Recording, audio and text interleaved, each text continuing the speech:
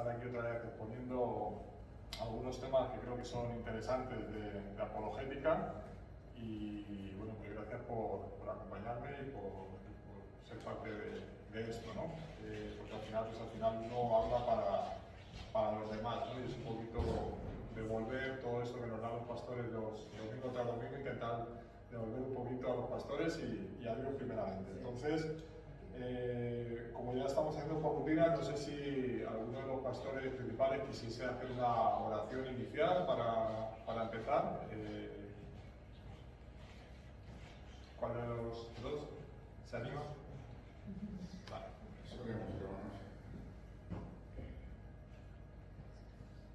Bendito eres, oh Jehová, Señor nuestro.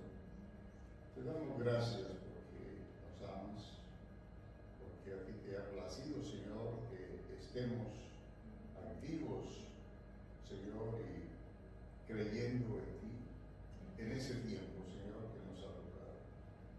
Gracias por tu palabra, que es buena, que es eficaz, que trae enseñanza, Señor, concerniente, Señor, a ti en una manera actualizada, y también, Señor, la actualización del hombre de nuestros días.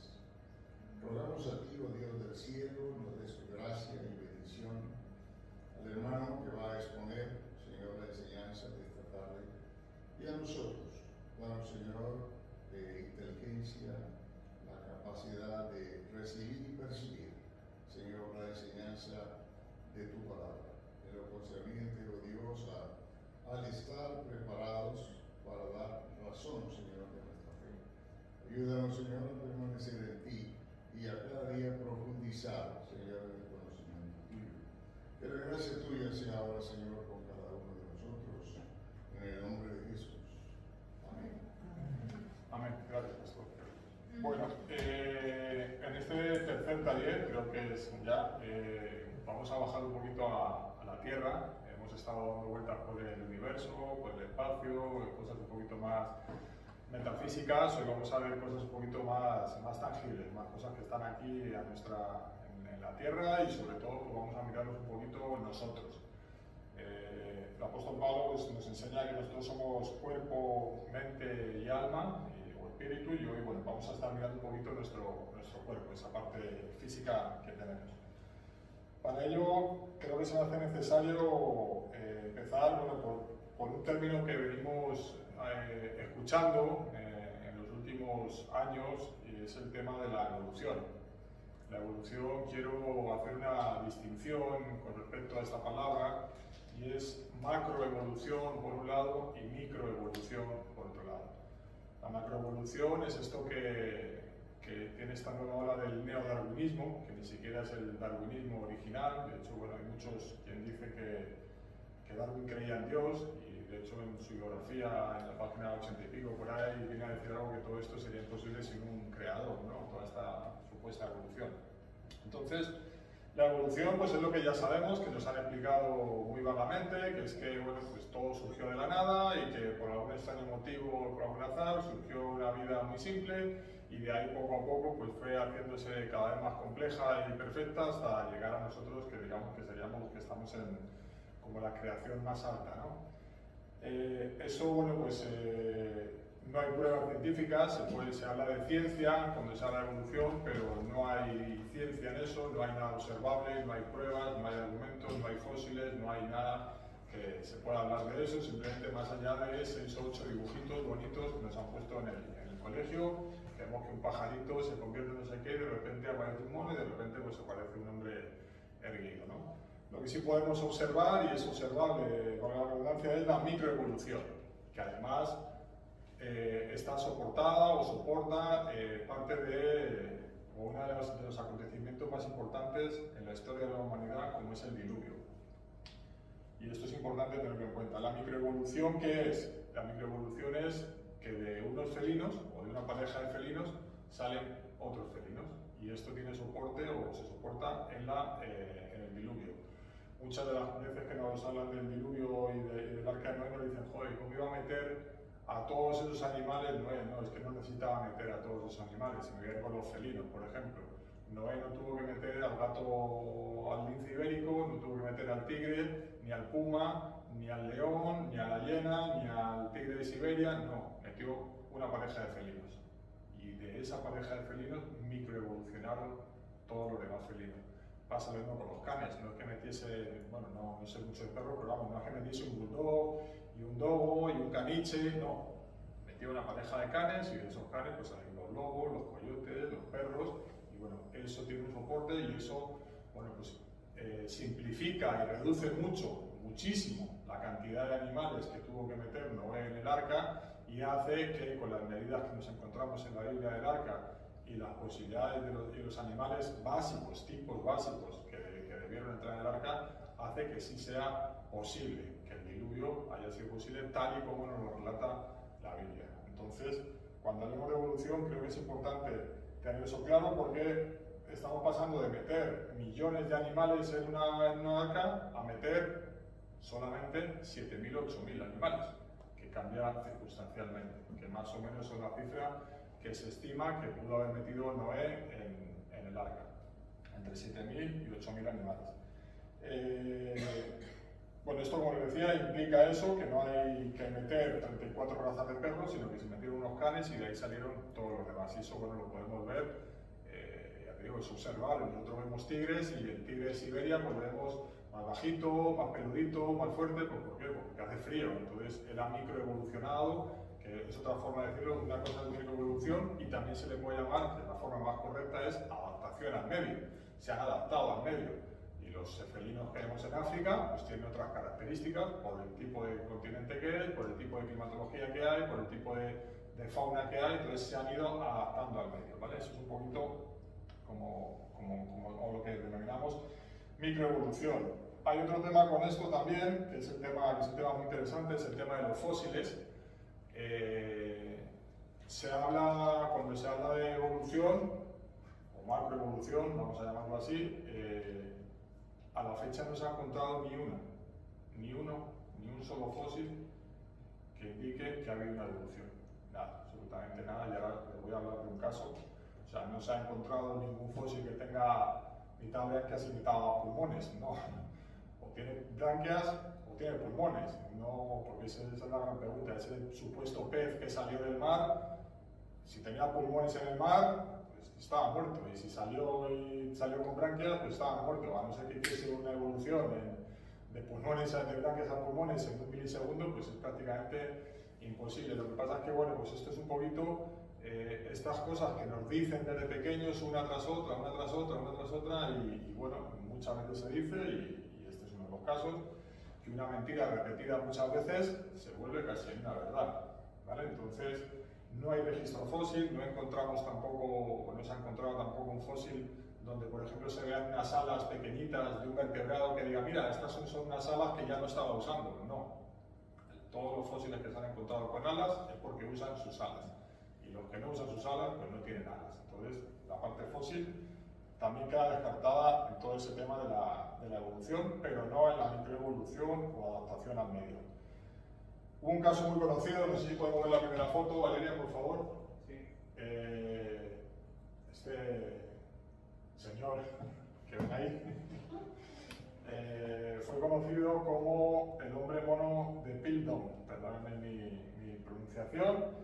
Y bueno, venían a decir que este era el eslabón perdido. Ese eslabón que enganchaba a los simios con el hombre. Y que entonces que este señor demostraba la evolución. Esto fue en 1912 por Charles Dawson, que fue un arqueólogo británico, ¿vale? Durante mucho tiempo, como les digo, se vendió como que esto era prueba de la evolución, se vendió como que veníamos del mono, y se vendió como algo científico, que es lo más problemático. O sea, no se vendió como una hipótesis, se vendió como algo científico, como que algo que esto definitivamente acababa con el tema de la creación. Bueno, 40 años después, en 1953, se demostró que era una mentira. Él decía que había encontrado un cráneo y 40 años después, con los avances de la ciencia, se demostró que el cráneo era de una persona normal, que el colmillo lo habían limado y era de un lobo, y que las mandíbulas eran de un orangután. Lo que han hecho es coger 3 o 4 piezas, juntarlas y decir, mira, aquí está la prueba de la evolución. Durante 40 años se estuvo creyendo eso. 40 años son muchos años. Y si tú durante 40 años le estás diciendo a una persona que esto es así, que esto es así, que esto es así, hay una frase por ahí que no recuerdo a quién la decía, pero dicen que es más fácil engañar a alguien que hacerle saber que ha sido engañado, o que demostrarle que ha sido engañado. Y bueno, pues esto durante 40 años, machacando y machacando y machacando, pues hizo un daño que hoy esperamos empezar a reparar, ¿no?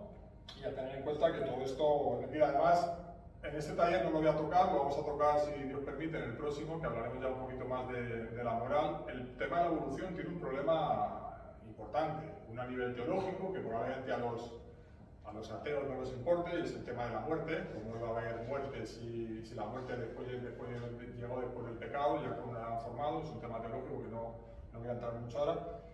Pero el problema de la evolución tiene un problema de racismo, un problema real. Porque es que la evolución implica que hay seres humanos más evolucionados que otros. O sea, eso es lo que viene a decir. Entonces estamos hablando, y si en algunos museos durante muchos años se llegó a poner a personas africanas, a pueblos de otras etnias, como eslabones intermedios entre el mono y lo que es el ser humano ahora.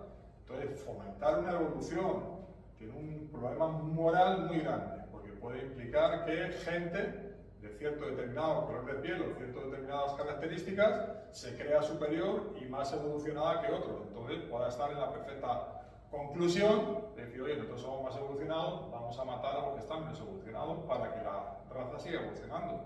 Fíjense el problema social que genera crear la evolución. Lo toco así por encima, lo tocaremos más detalladamente en el próximo taller, pero como le digo, es un problema importante que choca frontalmente con lo que nos enseña la Biblia, que es que somos creación y que todos somos iguales ante los ojos de Dios.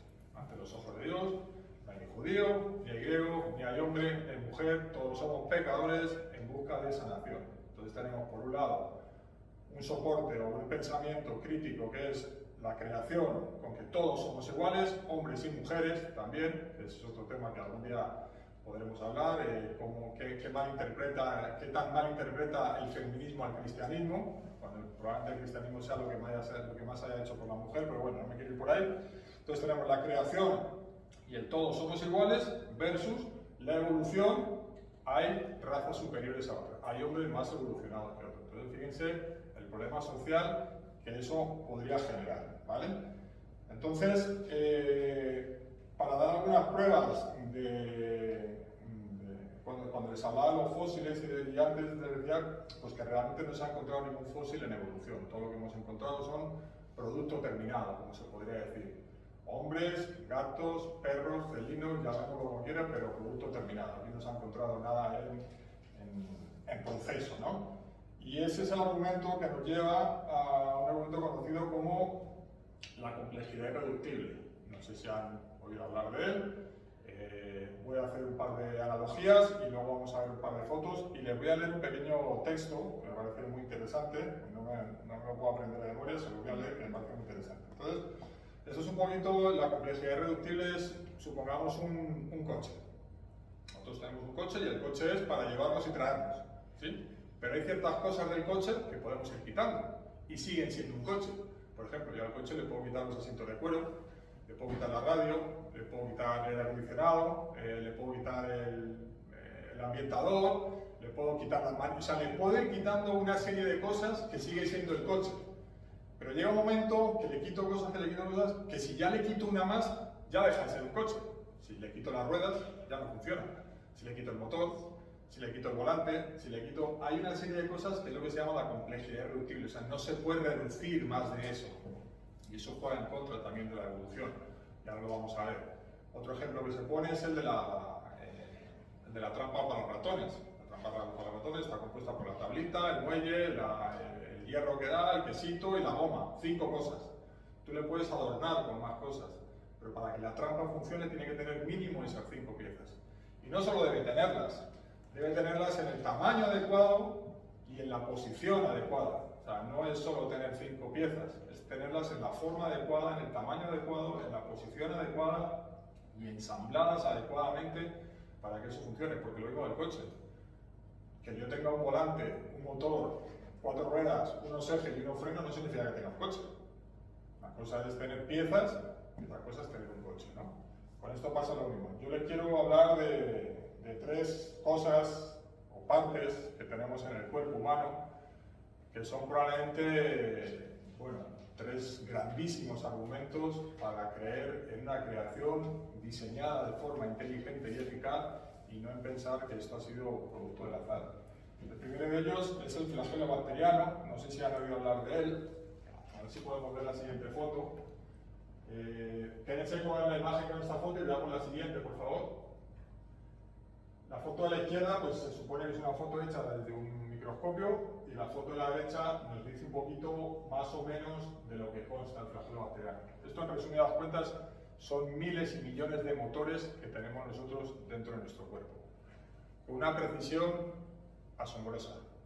Podríamos decir que en un pelo, en el tamaño de lo que tiene un pelo nuestro, caben de estos más de 30 millones de motores de este tipo. O sea, no estamos hablando ni de centímetros ni de milímetros, estamos hablando de nanomotores, algo que prácticamente, aun con microscopio, es casi imposible de ver. Este motor, que funciona con un montón de piezas, que funciona con una precisión que todavía el ser humano no solo es que es incapaz que haya llegado a parecerse a eso, es que está a años luz de tener un motor que se parezca un poquito a esta maravilla de tecnología que tenemos en nuestro cuerpo humano. Les voy a leer unas 3 hojitas, si me permiten, de lo que es el flagelo bacteriano y algunas de sus partes, ¿vale? Entonces, el flagelo bacteriano es una nanomáquina biológica compleja que utiliza muchas bacterias para la locomoción. Funciona como una hélice impulsando la bacteria a través de ambientes líquidos. La estructura del flagelo bacteriano es la siguiente. Filamento es la parte más larga y visible que se extiende desde la superficie de la célula hacia el exterior. Está formado por miles de subunidades de una proteína globular llamada flagelina dispuesta de forma helicoidal, la parte que actúa como una hélice para generar el movimiento. Gancho. Es una estructura curva que conecta el filamento con el cuerpo basal. Actúa como una articulación universal que transmite el torque, es decir, la fuerza de rotación, generado por el motor del cuerpo basal al filamento, permitiendo flexibilidad en el movimiento. Cuerpo basal es la raíz del flagelo, anclada en la envoltura celular de la bacteria. Es el motor rotatorio del flagelo. Está compuesto por varios anillos proteicos, como los anillos MS, C, P y L, que varían entre bacterias según si son positivas o negativas, y proteínas motoras, que generan el movimiento rotatorio utilizando un gradiente de protones. Esto, yo sé que parece todo muy técnico, permítanme leer un poquito más y vamos a llegar a algo interesante. ¿Cómo funciona? ¿Cuál es la función principal del flagelo bacteriano? Dice que la función principal del flagelo bacteriano es la motilidad, permitiendo a las bacterias nadar, es decir, impulsarse a través de medios líquidos hacia ambientes más favorables, por ejemplo con nutrientes, y alejarse de condiciones desfavorables, por ejemplo toxinas. Las va llevando hacia donde las tiene que llevar. Quimiotaxis, es decir, dirigir su movimiento en respuesta a gradientes químicos en su entorno. Si detectan un atrayente, nada en esa dirección. Si detecta un repelente, cambia de dirección para alejarse. Virulencia. En muchas bacterias patógenas, el flagelo es un factor de virulencia crucial. Les permite adherirse a las células huésped, invadir tejidos y colonizarlos, lo que es esencial para causar enfermedades. También puede tener un papel en la formación de biopelículas. Sensibilidad. En algunas especies, el flagelo también puede actuar como órgano sensorial para detectar cambios de pH y temperatura. Y aquí habla un poquito del mecanismo. El flagelo bacteriano rota como una hélice. Las proteínas del motor en el cuerpo basal, moto A y moto B, forman un canal de protones a través de las membranas citoplásticas. El flujo de protones a través de este canal impulsa la rotación del flagelo. Permítanme un poquito más, por favor. Motores fabricados por el hombre. Aquí se hace una comparación de lo que el hombre ha podido llegar a fabricar versus lo que... es esta. Sigo con la rotación, vamos después. Dice, la rotación en sentido antihorario permite a la bacteria nadar en línea recta o en dirección relativamente constante, con curvas, los filamentos de varios flagelos, ¿vale? Y aquí un poquito más abajo, bueno, voy a hacer una pausa aquí, habiendo leído esto hasta ahora, que les voy a leer un poquito más, debemos de admirar algo de los ateos y debemos aprender de ellos, porque tienen mucha más fe que nosotros. Porque si alguien lee esto, y lo que vamos a leer ahora, y tiene la fe para creer que esto fue por azar, hay que tener mucha fe para creer eso, muchísima más fe que nosotros. O sea, yo creo que tener fe en todo esto, tener fe en la evolución, requiere de verdad de una fe que ya nos gustaría que muchos hermanos tuviésemos en Jesucristo y en Dios. O sea, realmente es algo casi hasta, si me permite la expresión, casi hasta de envidia, ¿no? Porque hay que tener mucha fe para creer que todo esto pasó sin querer. Bueno, unos datos rápidos, no se lo voy a leer, solamente unos datos rápidos. Este motor, los motores normalmente no son usados o exprimidos al 100% de su potencia, ¿vale? Este motor es el único motor del mundo que es usado al 100% de su potencia. Los motores más buenos que ha generado el ser humano llegan al 75, al 80% en motores grandes, y a medida que el motor cada vez va siendo más pequeño, su potencia y su funcionabilidad va siendo cada vez menor. Es decir, el motor más pequeño que ha generado el ser humano es un motor que pesa 0,37 gramos, que tiene una eficiencia mínima, y en ese motor de 0,37 gramos lo que sería en espacio más o menos cabrían 2.000 millones de flagelos bacterianos. O sea, estamos hablando de unas cifras realmente absurdas. O sea, comparar cualquier motor que haya intentado o haya hecho el hombre con lo que Dios hizo, pues eso, es como comparar una montaña con un granito de arena. Y es un problema que tiene yo creo que esto ya es un poquito más de la condición del ser humano, ¿no? El querer jugar a ser Dios, ¿no? Yo creo que parte de esto tiene que ver también con la falta en general, en el ser humano, la falta de humildad, ¿no? De asumir que realmente hay alguien superior a nosotros, de asumir realmente que nosotros no somos los más inteligentes, ni los más fuertes, ni los más sabios, sino que tenemos que agachar la cabeza y reconocer que ahí arriba hay alguien que nos supera en amor, en inteligencia, en fuerza, en sabiduría. Y bueno, yo creo que un poquito de falta de humildad también se percibe en el ateísmo, ¿no? Más allá de algunas pruebas que también, o argumentos que puedan tener. Bueno, con el ojo pasa lo mismo. El ojo es una máquina de altísima precisión. Antes de volver al ojo, antes de empezar con el ojo, para terminar con el flagelo, el argumento a donde quería llegar con todo esto es que es complejidad irreductible. Cualquier pieza que se quite de ahí deja de funcionar. Cualquier pieza que se cambie de posición, que se cambie de tamaño, o que se quite o que se ponga de más, deja de funcionar con la precisión que tiene. Es decir, no pudo evolucionar. Si ese flagelo tiene 200 piezas, no pudo evolucionar y tener 199 y en un momento que apareciese la 200. No. O están las 200 para funcionar o no funciona. No hay evolución en el flagelo bacteriano, como no hay evolución en el ojo, si no están todas sus piezas en la forma adecuada, en el momento adecuado, con el diseño adecuado y con la colocación adecuada. No se puede evolucionar, como les decía también, con la trampa de ratones. Si la trampa de ratones no tiene el muelle, pues eso no caza ratones. Tienen que estar las 5 piezas puestas en su tamaño y en su forma adecuada. Con el ojo pasa lo mismo, tenemos la córnea, la retina, el iris, y bueno, pasa lo mismo también con muchas otras más. Yo había puesto 3, la coagulación de la sangre, cuando tenemos una herida, pues es increíble el mecanismo que nuestro cuerpo genera para que automáticamente sobre nosotros, sin pensar prácticamente, pues bueno, los glóbulos, las plaquetas, la sangre, eso empieza a bombear de un lado, del otro. Bueno, eso es una auténtica maravilla lo que pasa dentro de nuestro cuerpo para que llegue a lo que nosotros vemos que es la costrita que nosotros vemos, ¿no? Entonces, bueno, pues son realmente muy difícil cuando uno piensa en esto a un poquito de profundidad. Ya creo que lo dije otra vez, unos pocos libros te alejan de Dios y unos muchos libros te vuelven a acercar a Él.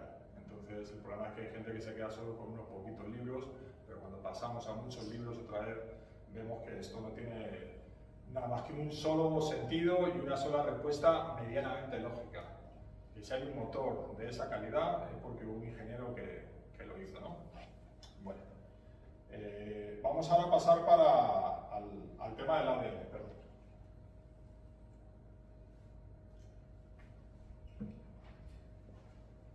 Bueno, el ADN es lo que llamamos el lenguaje de la vida, ¿no? El ADN no solo son unas moléculas, es un código compuesto por 4 letras, las letras A, T, C y G, y son combinaciones que forman palabras y que van formando códigos, ¿vale? Una sola célula del hombre tiene 3.200 millones de pares de bases de letra. Una sola célula. 3.200 millones. No 3.200, ni 3 millones. 3.200 millones. Una barbaridad, una sola célula. Es decir, más de 1.000 libros de 500 páginas. Una sola célula. ¿Vale? Y todo esto, pues, en un espacio pues, más pequeño que el de una fila, es decir, tenemos 500 libros de 1.000 páginas metidos en un alfiler, ¿vale?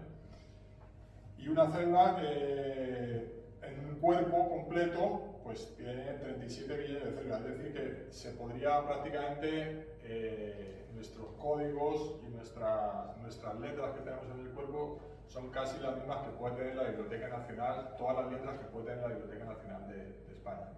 Y todas están colocadas igual, a medida, a precisión, en su momento, en su fórmula adecuada.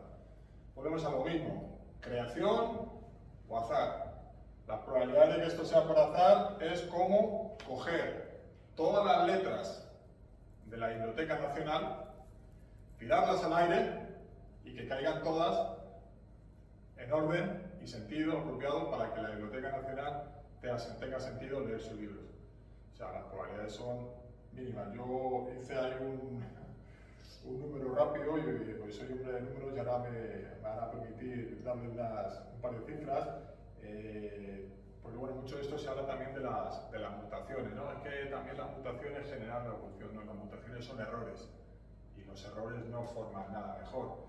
Es como pensar que alguien que está escribiendo un libro, si se equivoca al escribir, eso le da más profundidad al libro, le da, no. Si se equivoca al escribir, ya el libro pierde esencia. El libro tiene que ser perfecto para que sea bueno. Si yo me equivoco al escribir palabras, no es que eso le dé un misterio mayor o mayor profundidad, no. Te equivocaste, empeora el libro. La mutación y el error empeora el producto, ¿vale? Entonces, como digo, el ADN es información, es mucha información, pero no es solo información. Es información funcional, es información organizada y es información dirigida. ¿Dirigida para qué? Para nuestra vida, para nuestro propósito vital. O sea, eso no está ahí por algo. Dios se tomó la molestia de hacernos de esta manera, con toda esta maravilla que tenemos en nuestro cuerpo, para un propósito. Todos nosotros tenemos un propósito. Ya cuál sea el propósito de cada uno, eso es otra historia. Pero bueno, les decía que les voy a dar un par de números. Que esto fuese al azar, solamente para que... Estos números se los doy porque, si recuerdan en el primer taller, yo lo que les pedí que nos quedásemos... Claro, si una persona viene a hablar con nosotros no podemos soltarle todo esto a una persona, porque es que yo en el minuto 2 te ha desconectado y te ha dejado hablando solo, o sea, seguro. Nosotros necesitamos soltar palabritas o frasecitas que capten su atención. Entonces, básicamente, que el ADN se formase por azar es como si a una persona le tocase la lotería todos los días seguidos durante más de 50 años de su vida.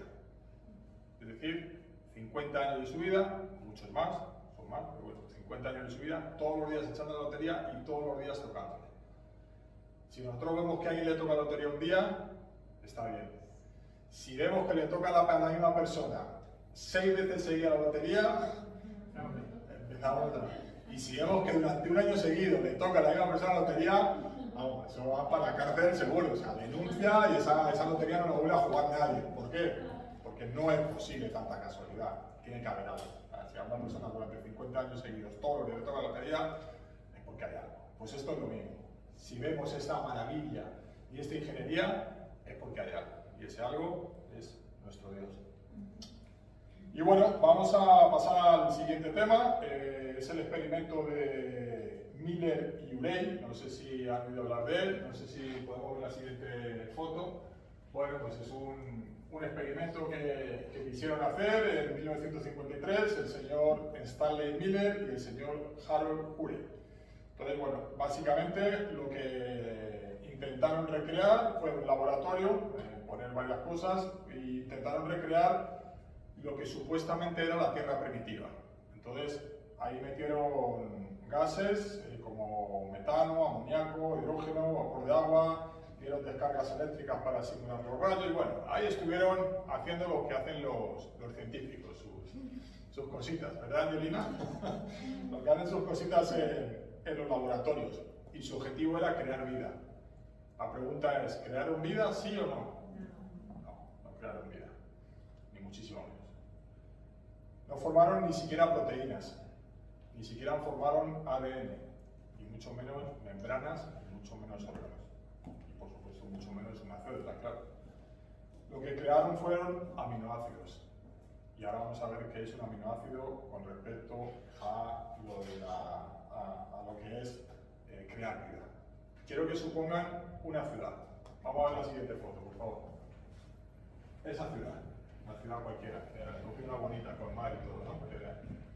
Esa ciudad tiene comisaría, esa ciudad tiene hospital, esa ciudad tiene universidad, tiene casas, tiene colegios, tiene tráfico, tiene calles, tiene vías, tiene leyes, tiene orden. Ahí la gente circula, uno va por la mañana, otro va por la tarde, cuando pasa uno no pasa el otro, cuando pasa, ¿sí? Hay un orden, hay una complejidad, ahí ha habido cabezas pensantes que han desarrollado para que esa ciudad funcione de manera adecuada. Bueno, esa ciudad es nuestro cuerpo humano. Nuestro cuerpo humano está compuesto por calles, vasos sanguíneos, funciones específicas de los órganos, bomberos, policía, doctores, redes eléctricas, o sea, redes, sistemas nerviosos, que podrían ser las redes eléctricas, depuradoras, no voy a decir qué, policía, tráfico controlado por señales, es decir, tenemos procesos bioquímicos, procesos químicos, en fin, hay todo lo que hemos visto, hay motores, hay todo un complejo entramado ahí que se mueve en armonía, Entonces, eso es lo que quisieron crear ellos, esto es la vida, esto es lo que quisieron crear, y esto es lo que crearon.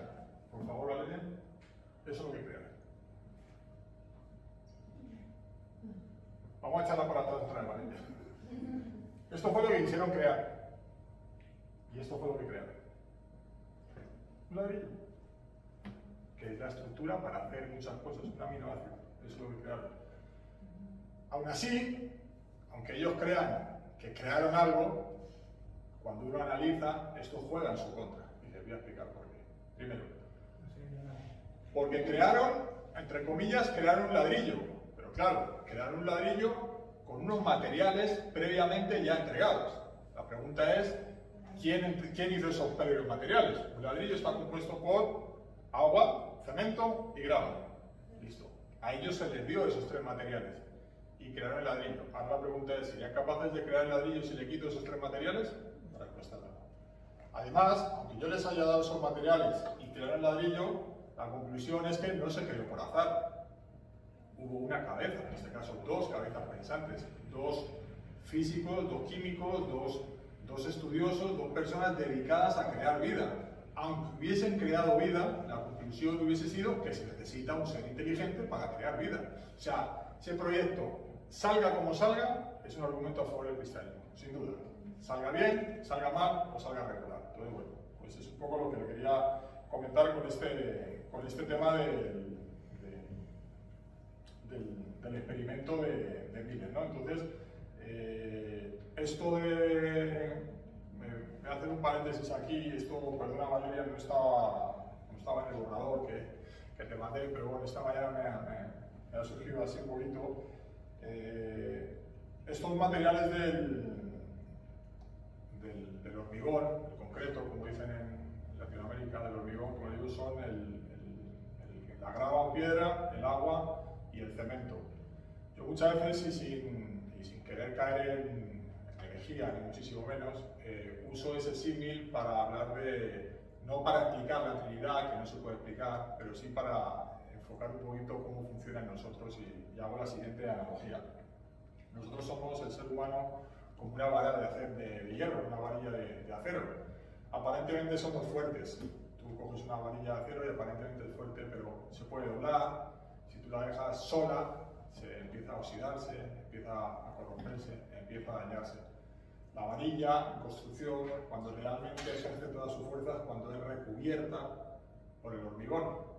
Y ese hormigón para mí, como lo veo y he estado muchos años trabajando en la construcción, es lo que representa la Trinidad. Esa piedra que es Dios, ese agua que es Jesús y ese Espíritu Santo que es el cemento. Cuando nosotros, como varilla, estamos recubiertos con el Espíritu, con esa Trinidad, con esa piedra, con ese agua y con ese cemento, ahí es donde realmente somos fuertes.